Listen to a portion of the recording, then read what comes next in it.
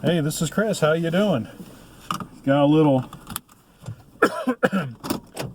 covenant-related video for you today. I want to talk about the verse that says, and I have that verse posted before the video, so you've already read it. Until earth and heavens and the earth pass away, not one jot, not one iota, or not one. I did that backwards. It's jot and tittle, dot and iota. Depends which translation you're using. Shall pass away from the law until all is accomplished.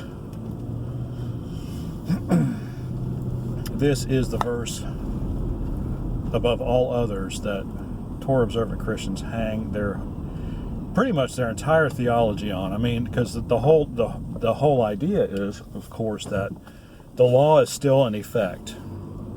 Period. No matter what happened with Jesus, the whole law is in effect. Unfortunately, when you look at the language that Jesus is using, when he says not one jot or not one tittle, not one dot, not one iota, that means that as he is speaking these words during the Sermon on the Mount, he is saying that the law that exists at the time that he is speaking those words, which is Torah, cannot be changed in any way, shape, or form. It cannot be edited. It cannot be deleted from it. It cannot be added to. Nothing. Nothing can change about Torah. But you ask a Torah Observant Christian about this, and they say, well, why don't you offer sacrifices? Why don't you do all of the things, in other words, that Torah requires? And their answer is, well, Jesus fulfilled those things. So, in those areas we can follow what Jesus did and not worry about, we don't need to worry about, besides there's no temple anyway, but there's no, that's why we can do that. Well, no, that you can't just do that, because Jesus said very clearly that the law cannot be changed. And here you are changing the law, because I don't care how you slice it, believing Jesus was raised from the dead and now you're going to trust in that instead of having to make an animal sacrifice. That's all well and good, but that is changing Torah. Torah does not provide for that kind of thing. It does not provide for a human sacrifice that you could have faith in to take care of your sins. Torah is very specific, and so this is what I'm talking about. And so this verse, I think, really just undercuts the whole Torah Observant Christianity idea. It's not valid. It can't be considered valid in any way, shape, or form, because they have in fact changed huge sections of the law to suit what they want to believe.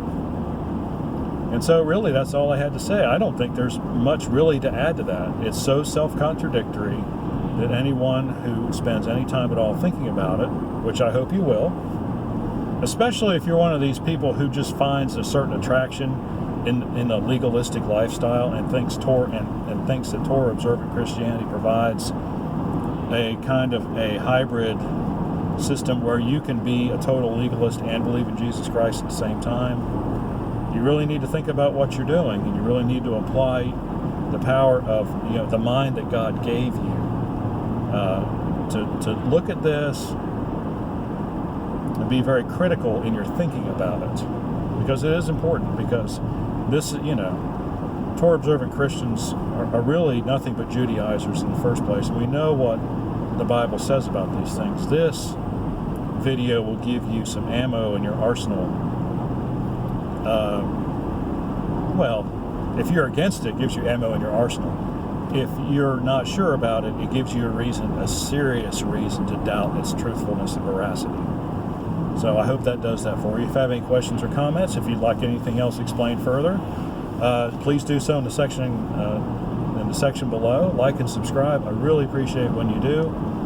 And we'll see you on the next one. We'll do something else covenant related. I had this big scheme when I first started this a couple years ago, where I was going to lay out everything in a systematic way. And it's just such a big subject. It's almost beyond categorization. It's like, we You start a video, like I've said before, you start talking and one facet of it leads to another, and pretty soon you've been talking for an hour and haven't gotten anywhere. So anyway, that's where we are. God bless you. We'll see you on the next one.